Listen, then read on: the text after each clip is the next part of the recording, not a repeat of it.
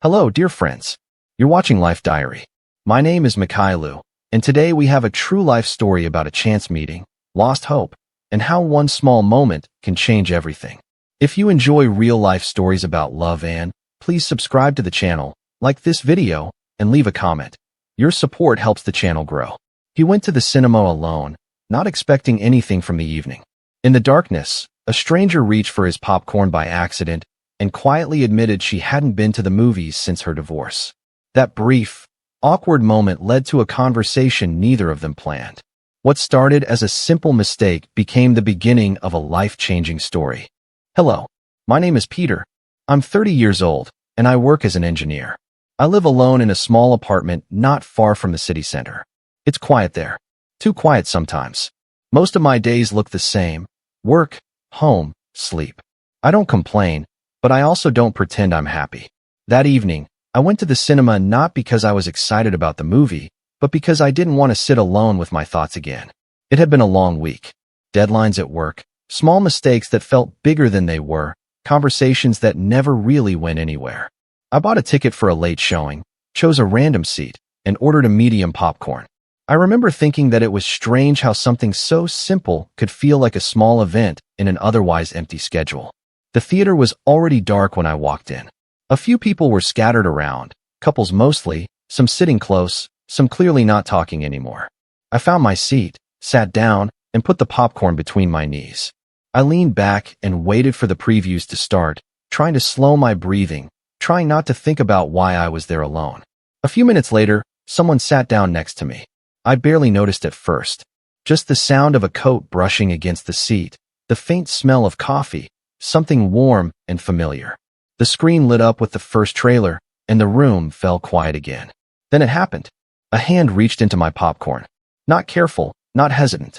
Just natural, automatic, like it belonged there. For a second, I froze. I didn't move. I didn't say anything. I turned my head slightly, and that's when she realized. She pulled her hand back quickly, whispering, "Oh my God, I'm so sorry." Her voice was low, embarrassed, tired. She didn't laugh it off. She didn't joke. She just sat there, clearly uncomfortable. "It's okay," I whispered back. And I meant it. There was a pause, the kind that feels longer than it is. Then she spoke again, still not looking at me. "I haven't been to the movies since my divorce." The words landed heavier than I expected. Not dramatic, not emotional, just honest. I nodded in the dark, even though she couldn't really see it. "I get that," I said quietly. "I didn't come here for the movie either." She finally looked at me. I could only see part of her face in the light from the screen. She looked young, but tired in a way that had nothing to do with sleep. There was no makeup, no effort to impress. Just someone who had come out because staying home felt worse. "Amida," she said after a moment. "Peter." The movie started, but neither of us paid much attention. We sat facing the screen, whispering short sentences during the louder scenes, falling silent when it got quiet again. She told me she was 29 and worked as a barista at a small cafe not far from there. Early mornings, regular customers, the same questions every day.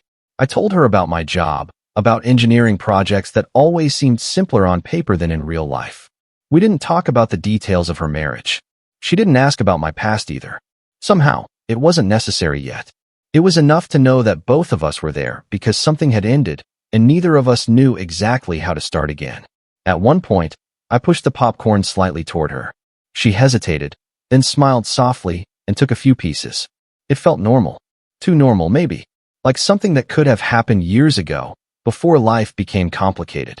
When the credits rolled, I realized I couldn't remember how the movie ended. I didn't care. I stood up slowly, unsure what came next. She gathered her bag, hesitating again, like she didn't want the moment to break. "Well," she said, "thank you for sharing." "Thank you for reaching for my popcorn," I replied. She laughed quietly, the first real laugh of the night. Outside, the air was cold. We stood there for a moment, neither of us rushing away. No promises, no expectations. Just two people who had sat next to each other by accident and felt a little less alone because of it. "I'm glad I came tonight," she said. "Me too." We walked in different directions, but I knew something had shifted. Not dramatically, not loudly, just enough to matter. We didn't exchange numbers that night. Not because we didn't want to, but because neither of us knew how to ask without making it feel heavier than it needed to be.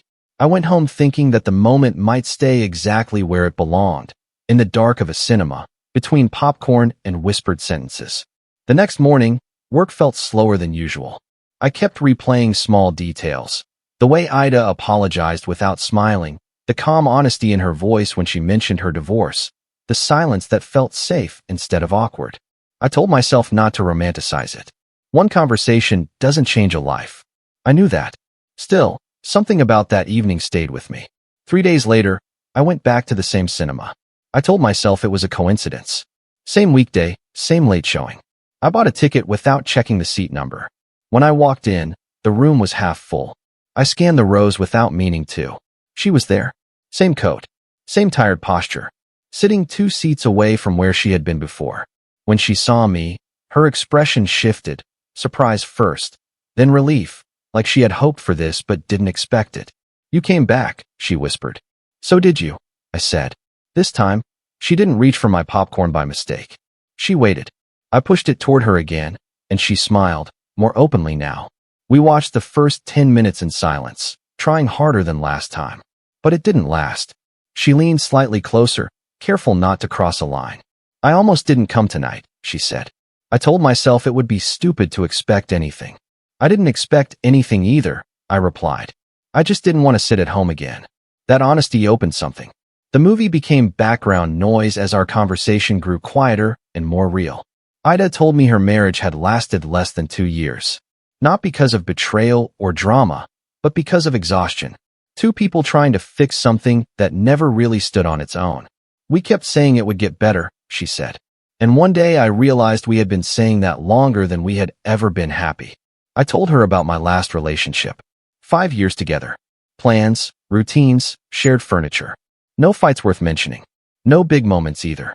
"We were good on paper," I said. But I felt like I was always explaining myself. Like love was something I had to earn by being reasonable. She nodded slowly. "That's worse than fighting," she said. When the lights came up, neither of us moved. We stayed seated while people around us stood, stretched, complained about the ending. Ida looked at the screen for a long moment, then turned to me. "Do you want to get a coffee?" she asked.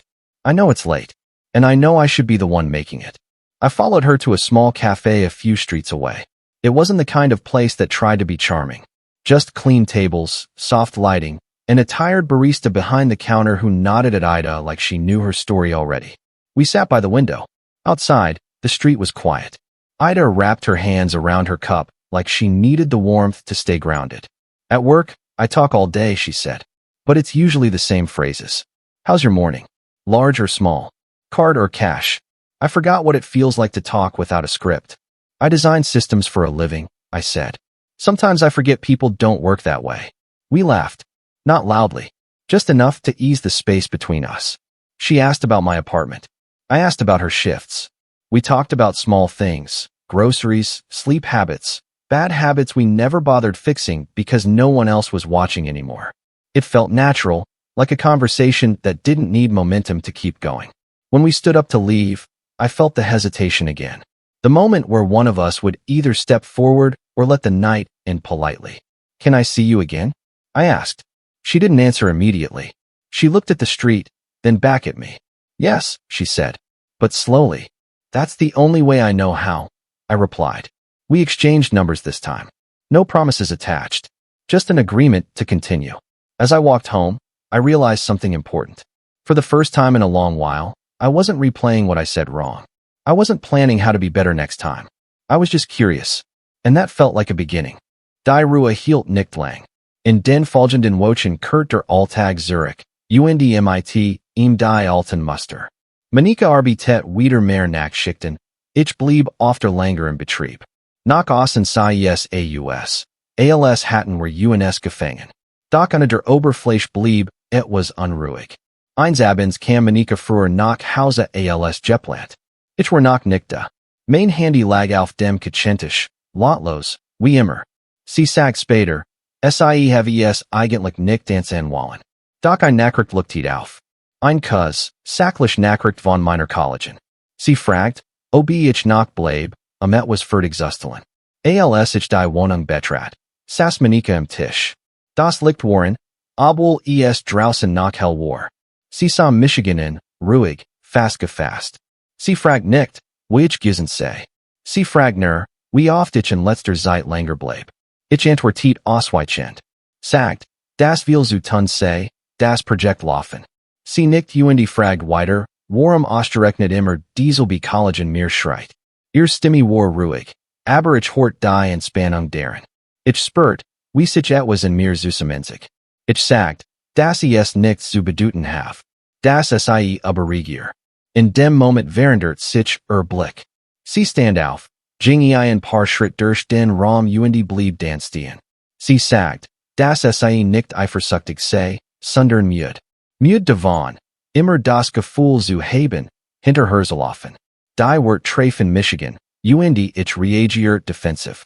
Ich sagt, dass ich auch Druck have, dass sei Michigan standig kontrollier.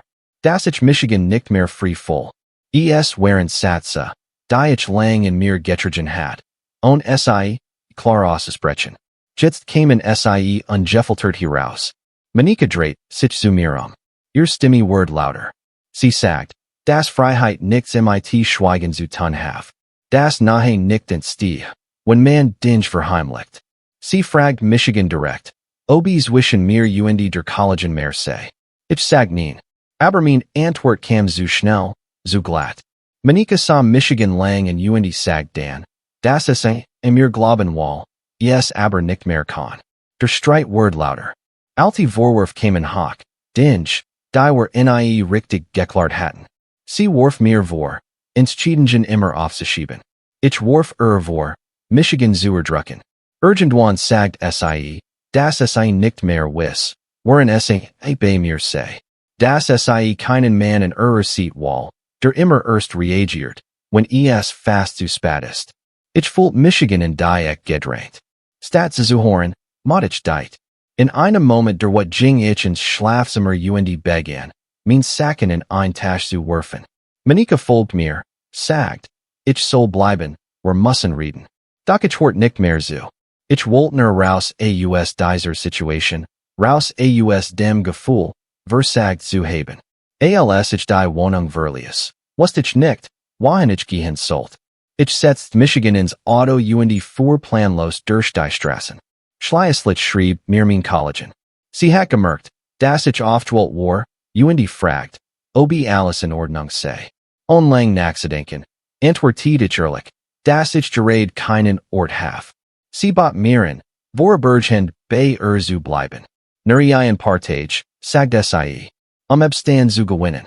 In diesem Moment klang es nach einer Losung.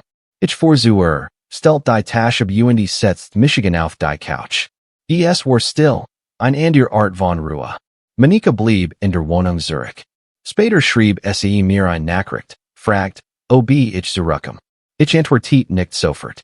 Ich wusste nicht, was ich sagen sollte. Alles, was mir einfiel, klang in Twitter Feed oder endgültig. In den folgenden Tagen let ich bei meiner Kollegen. Wir redeten viel, aber nie übergefühlig. Sie war freundlich, aufmerksam, stellt kein Fragen, die weiteten. Trotzdem fühlt ich Michigan fehl am Platz. Jeden Nacht dachte ich in Monika, in den Moment, in dem ich die hinter mir zugeschlagen hat. Monika meldet sich noch einmal. Sie schrieb, dass sie nicht kämpfen kann, wenn sie allein kämpft. Dass sie seit brosch, aber auch Klarheit. Ich las die Nachricht mehrmals. Ich wusste, dass ich dies Klarheit schuldig war. Doch ich war nicht bereit, sie zu geben. Der Streit hat alles verändert. Nicht laut, nicht dramatisch von außen, aber tief. Ich hatte die Wohnung verlassen, doch das eigentlich Chaos trug ich mit mir. Und ich spürt, dass dieser Schritt folgen haben wird, die sich nicht einfach rückgängig machen ließen. We never said out loud that we were a couple. There was no moment where one of us asked the question or defined what we were doing. It simply became understood through repetition. Ida's coat hanging next to mine. Her toothbrush appearing in my bathroom without discussion. My fridge slowly filling with things I never bought myself. Still, comfort didn't erase fear. It only made it quieter. Some days were easy.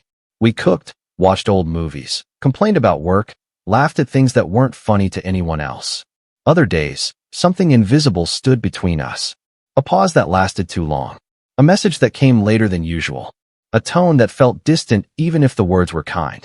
One evening, Ida came over after a long shift. She didn't take her shoes off right away. She stood near the door, arms crossed, looking tired in a way I had learned to recognize. "I need to say something," she said. I nodded and waited.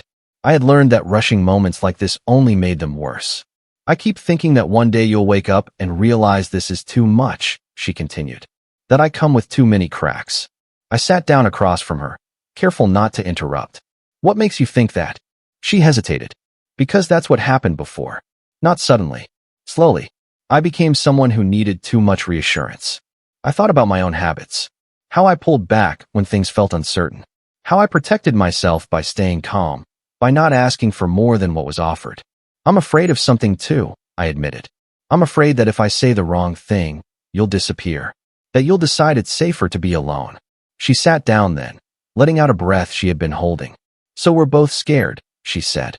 "Yes," I replied. "But we're still here." That became our pattern. When doubt showed up, we talked about it. Not dramatically, not late at night with raised voices. Usually over dinner, or during a walk.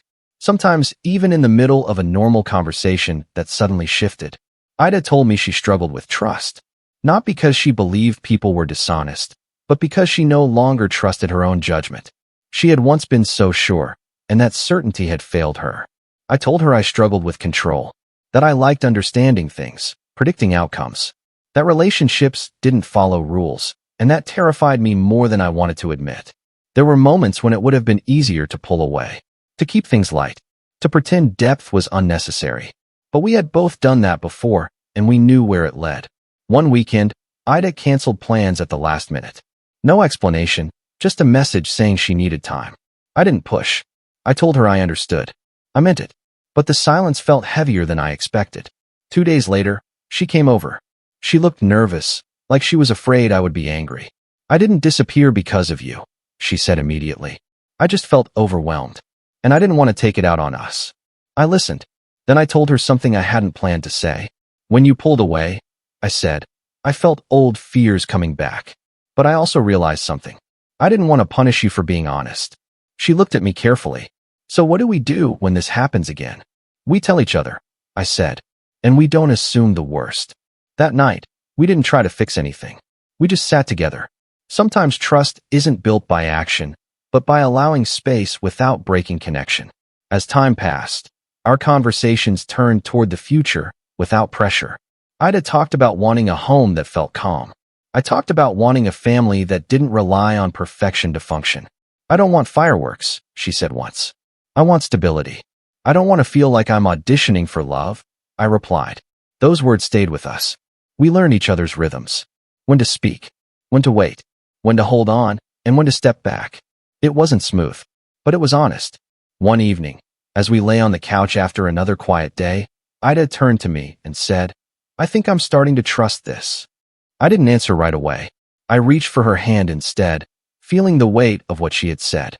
"So am I," I said finally. And for the first time, it felt like we weren't just healing next to each other. We were healing together. We went back to the same cinema almost a year after that first night. It wasn't planned as a celebration or an anniversary. Ida suggested it casually while we were making dinner, like it was any other idea that came to mind. "They're showing something decent again," she said. "Do you want to go?" I knew immediately which cinema she meant. We both did.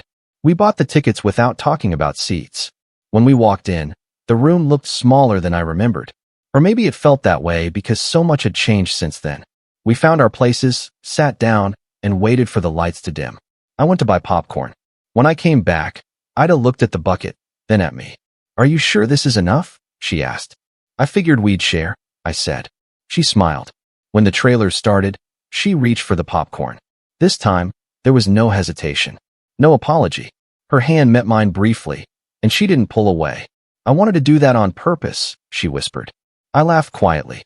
"I hoped you would." We watched the movie properly this time, or at least more than the first one. Still, the screen wasn't the most important thing. Sitting there, I felt a strange sense of closure, like something had come full circle without needing to announce itself. After the movie, we didn't rush out. We stayed seated, letting the room empty around us. Ida leaned back and looked at the ceiling. I almost didn't come that first night, she said. I was already in bed. I told myself it was pointless. And yet, I replied. And yet, she repeated. I keep thinking how close I was to missing all of this. Outside, the air was warm. We walked slowly, hands brushing, then holding. There was no uncertainty in the gesture anymore. A few weeks later, Ida moved in fully. Not in one dramatic moment, but gradually. Clothes appeared in the closet. Her books filled a shelf. Her routines blended into mine until it was hard to remember how the apartment felt before her. We talked seriously about the future, not in abstract terms, in practical ones, where we wanted to live, what kind of life we wanted to build, what we were still afraid of. I don't want to rush into anything just to prove something, Ida said one evening. I've done that before. I don't want to overthink us until we forget to live, I answered. So we chose balance. We chose intention. We moved to a slightly bigger place on the edge of the city. Nothing fancy, just more light. A small balcony, a space that felt like it belonged to both of us. Ida changed cafes and found one closer to home. I adjusted my work schedule so I could be there more, not just physically, but mentally. There were hard days, stress, fatigue, small disagreements that reminded us we were still learning. But we didn't retreat anymore. We stayed present. We talked. We listened. One quiet Sunday morning, sitting at the kitchen table with coffee we made at home, Ida looked at me and said, I think I'm ready for more than just us. I knew what she meant. We had talked around it before. This time, there was no fear in her voice. So am I said. We didn't make big announcements. We told our family slowly. We let the idea settle into our lives naturally. When Ida found out she was pregnant months later, she cried, not from shock, but from relief. This feels right, she said. Not perfect, just right. I believed her. Sometimes, in the evenings, we still go to the movies. We always share popcorn. Sometimes I reach first. Sometimes she does. It became our quiet reminder that life doesn't always change through grand decisions. Sometimes it changes through small, clumsy moments that ask you to stay instead of walk away. If Ida hadn't reached for my popcorn that night, we would have lived separate lives. Ordinary lives. Fine lives, maybe. But not this one. Now, when I come home, the apartment is never too quiet. And when I sit next to her in the dark, I know exactly how I got here. This was a story about how real love doesn't always arrive loudly or dramatically. Sometimes it comes quietly, through a simple, human moment. For Peter and Ida, one small accident became the beginning of a new life built on honesty, patience, and trust. What do you think? Do you believe that chance moments like this can truly change a person's destiny? Have you ever experienced a meeting that started small but became important? If this story touched you, please subscribe to the Life Diary channel, like this video, and leave your thoughts in the comments. Your support helps us continue sharing real stories about real lives.